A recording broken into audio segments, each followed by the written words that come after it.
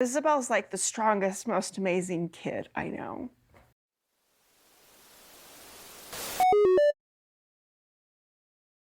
Hello and welcome to Happily Ever Reality. I am so glad you're here. If you watched my previous video, you know I'm a subscriber to Gwendolyn's Patreon. I do like it. I like her Q&As, but I don't necessarily love the layout of her videos where she does commentary on the episodes. So I decided to go ahead and join Mykelti's. I will say hers is a little bit more expensive. There's like an intro price of $3.99, but then it says you don't get the live Q&As. So I bumped up to the next one, but it ends up being around, I think, $8.25 a month. I'm not exactly sure about the change on that, but a little over $8 a month. So I'm not sure how long I'm going to do it, but I am doing it now. So today I wanted to talk about one of the interviews that she does on there, and that is an interview with Ysabel. During the video, we see Mykelti, Tony, and Ysabel sitting around a table, and I will tell you, it is really set up like an interview. There is a point where Tony looks down at a tablet that he has in front of him. Now, I don't know what the tablet says, but it's during a part where he's asking a question, so I'm wondering if they sort of have an outline of things they want to talk about. And also, Tony really does it like it's an interview. He takes each thing that's said and he tries to go deeper with it. Like, if you were to tell Tony what you ate for lunch and you said you had a peanut butter sandwich, Tony would be like, well, what kind of bread did you use? What store did you get it from? Did you go to the store in the morning or in the evening? Like, he really wants to pull more information. Sometimes I was like, it went maybe further than it needed to. But you know what? I'm rooting for Tony's questions. I'm hoping that Tony's going to ask some questions that get us some interesting stories, because it does appear that Mykelti is going to do more interviews with other Brown children. It looks like Aspen is in the future. So I'm hoping Tony's question style will get us some interesting stuff. But the first 27 minutes of this video with Ysabel focused on her having scoliosis, which was interesting. I feel like Ysabel getting to sit down and sort of talk about it all together, like the whole experience, was good. If you're someone that has a diagnosis, and this might be interesting for you to listen to. So, also one more thing. There was this funny moment where Mykelti is talking about finding out that Ysabel had it, and she says when she heard that Ysabel had scoliosis, she thought it was an STD. And for a minute, I was like, what? Why would you think that? Like, this is a weird direction to go, specifically because Ysabel was so young. But I realized, my school did scoliosis screenings, and our nurse and our teachers, when we were really young, would read a story to us about a kid who had scoliosis. It was like one of those books made for hospitals and doctors' offices. And they would read it, and so we knew what the screening was for. But if your school didn't do that and you just went in, you might not have even known what that screening was, and you might not associate the word scoliosis with something involving your spine. And so I'm guessing she heard scoliosis and thought of the word syphilis, and that's, a completely different thing. So I don't know. I just thought that was a little bit funny. But otherwise, yeah, I don't think anything during this part would surprise you. They move on from talking about Ysabel having scoliosis to talking about her time living in North Carolina. And when she talks about it, it's kind of like anything in life. She says there's some good parts and some bad parts. She said she loved the scenery, and if it wasn't humid, she would just have stayed there. She also said she liked living with Maddie and Caleb and loved how she got closer to Janelle and Janelle's children because they were coming to visit, so she was spending more time with them. But she didn't like attending community college, and she didn't enjoy the fact that she wasn't getting to socialize more. She said she only had one friend while she was there, so she was basically going to school. She worked at Starbucks. That is where she met her friend at. And then she was sort of just coming home and spending time with Maddie and Caleb and their kids, which was okay. But, Ysabel is young. I think she was wanting a little bit more, and she just wasn't getting it. And also, this was 1 year after the start of COVID, so I don't know what the restrictions were like in North Carolina, but there might have been a lot of limitations still about what you were allowed to do. And if that's true, then she might have not had many choices as far as socializing. So there were good parts and there were bad parts. Ysabel seems to be positive about it though. She doesn't really have a negative spin on the whole experience. She did say she wants to be sure when she's on her deathbed that she looks back and, she had a good life. She said if there had been opportunities to move to other states, she would have taken them too. They do end up asking her, why did she move from North Carolina back to Utah? And Ysabel says that school wasn't going anywhere for her. She hadn't made any friends. And even though she liked living with Maddie and Caleb, she missed having more family near her. So she decided to move back home. And she realized that during a visit. She had went home to Utah for the summer. And when she was there, she just realized North Carolina wasn't working anymore. So she had went back to North Carolina and explained that to Maddie and Caleb. And so now Ysabel is living back in Utah near Christine and Truly. Ysabel talks more about being back home in Utah. You can tell she's just a lot happier when she talks about it. She says she's making more friends here. She likes being closer to more of her family. She also says now she's going to the University of Utah and studying history, and it sounds like that's going better for her also. So returning home was a good move for her. Tony points out something interesting though. He says, getting to know Christine and Christine's children, he has noticed that all of them do better when they're near each other, and they're happier when they're near each other.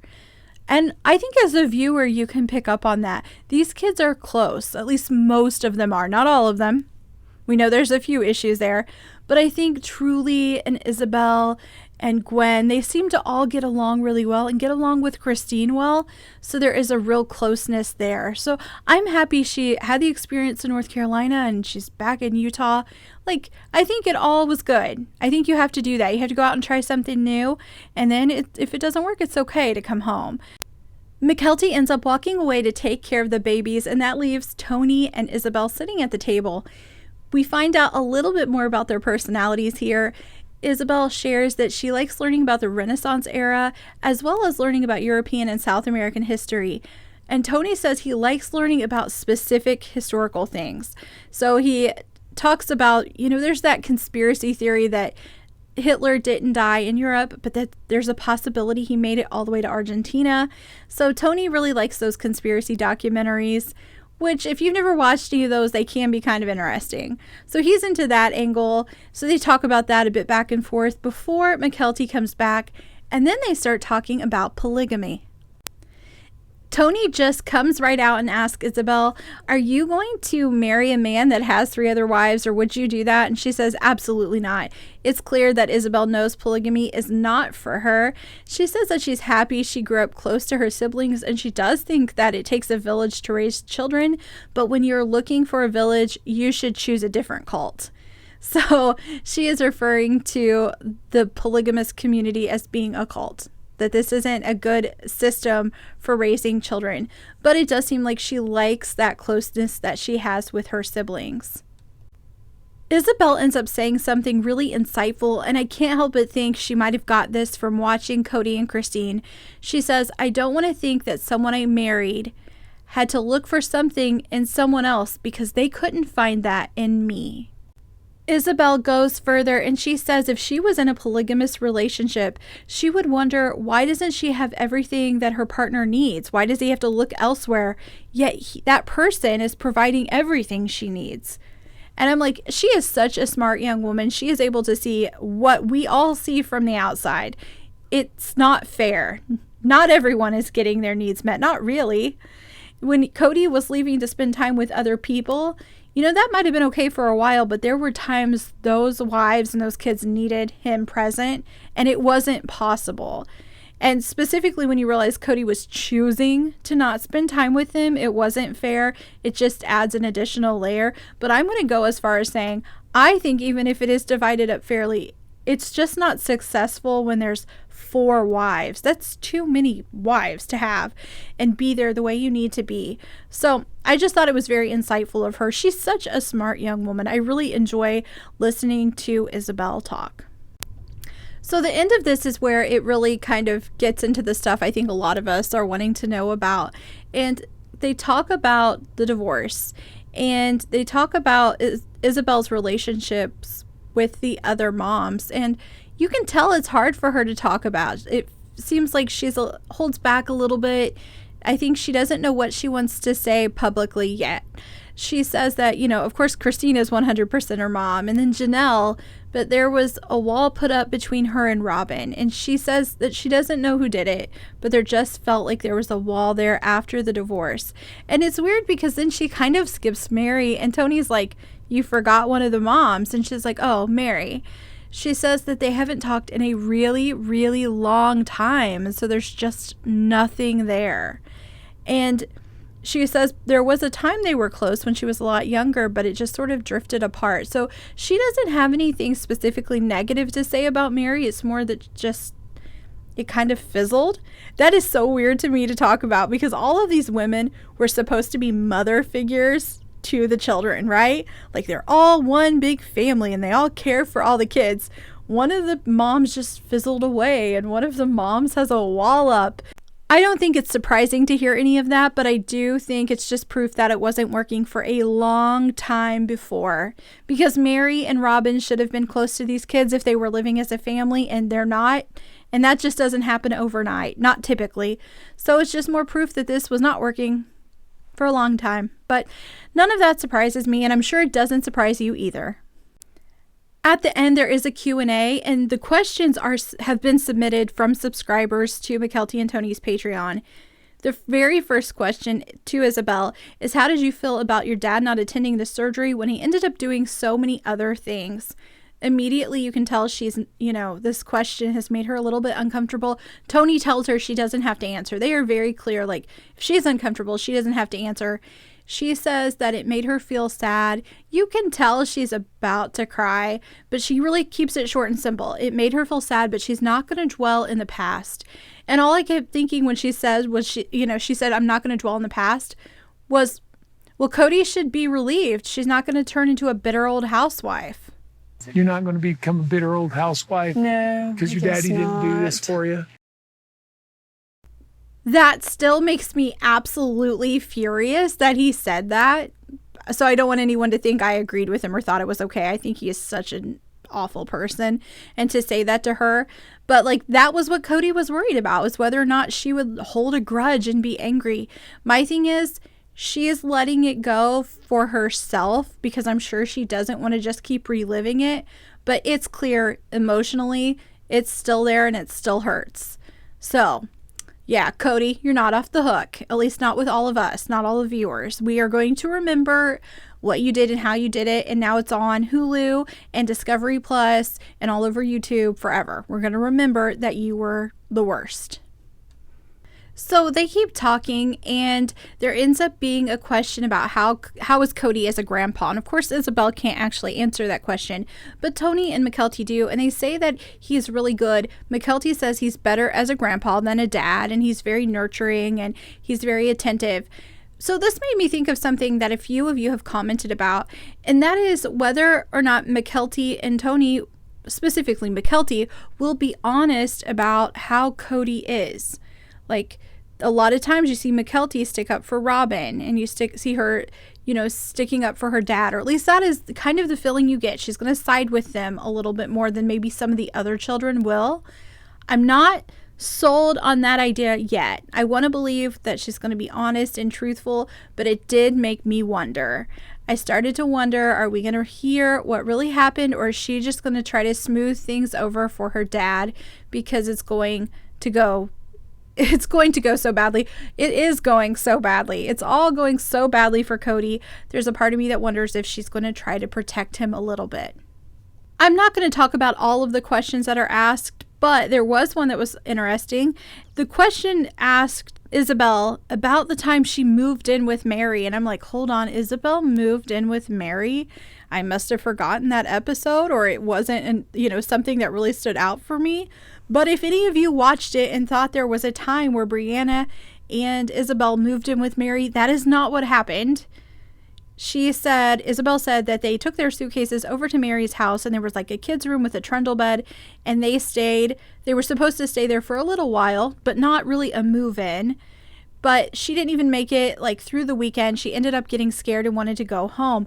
I don't remember this. I feel like I need to know what episode it was.